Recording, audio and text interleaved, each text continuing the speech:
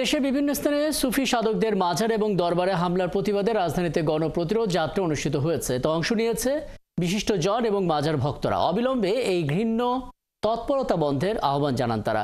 তাদের মতে ধর্মীয় বিভাজন তৈরি করে নতুন সরকারকে বেকায়দায় ফেলতে চায় একটি পক্ষ, তাই মাজার ভাঙায় জড়িতদের বিরুদ্ধে কঠোর অবস্থান নেওয়ার দাবি জানান তারা। মনি মিলাতের প্রতিবেদন।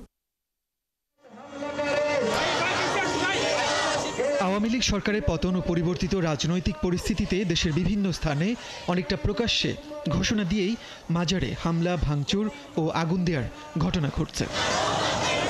এসব ঘটনার প্রতিবাদে এবার রাজপথে নামলেন সুফি সাধকদের ভক্ত, মুরিদ, শিল্পী ও বুদ্ধিজীবীরা। দুপুরে হাইকোর্ট মাজার গেট থেকে সচিবালয় পর্যন্ত গণপ্রতিরোধ যাত্রায় অংশ নেন তারা। স্লোগানে মিছিলে মাজার ভাঙার প্রতিবাদ জানানো হয়। মিছিল পূর্ব সমাবেশে তারা বলেন, ইসলাম প্রতিষ্ঠার নামে একটি গোষ্ঠী ঘৃণ্য এই তৎপরতা চালাচ্ছে। তারা দেশের লাখো মাজার ভক্তের অস্তিত্বে আঘাত করেছে।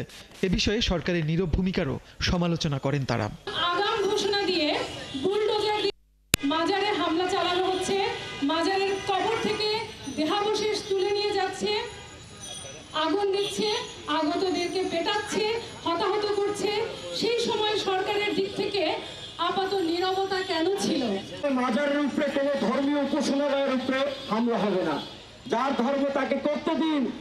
কেন আপনারা বাধা দিচ্ছেন? কেন আজকে অত্যাচার হচ্ছে ফকিরদের উপরে? প্রতিবাদ সভায় অংশ নিয়ে বিশিষ্ট চিন্তক ও দার্শনিক ফরহাদ মজহার বলেন, মাজার ভাঙা ফৌজদারি অপরাধ।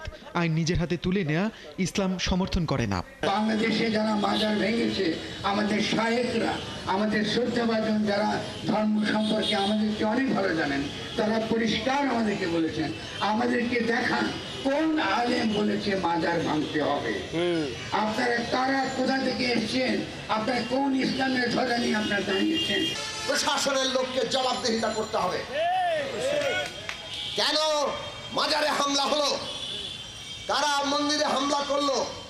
কোথায় ছিল প্রশাসন, কোথায় ছিল পুলিশ? গণপ্রতিরোধ যাত্রা থেকে মাজার ভাঙার সাথে জড়িতদের বিচার, ভেঙে ফেলা মাজার পুনর্নির্মাণ ও দেশের সব মাজারে নিরাপত্তা দেয়া সহ 5 দফা দাবি তুলে ধরা হয়। আমাদের মাজারে হামলা করা হচ্ছে। মনির মিল্লাত, 71, ঢাকা।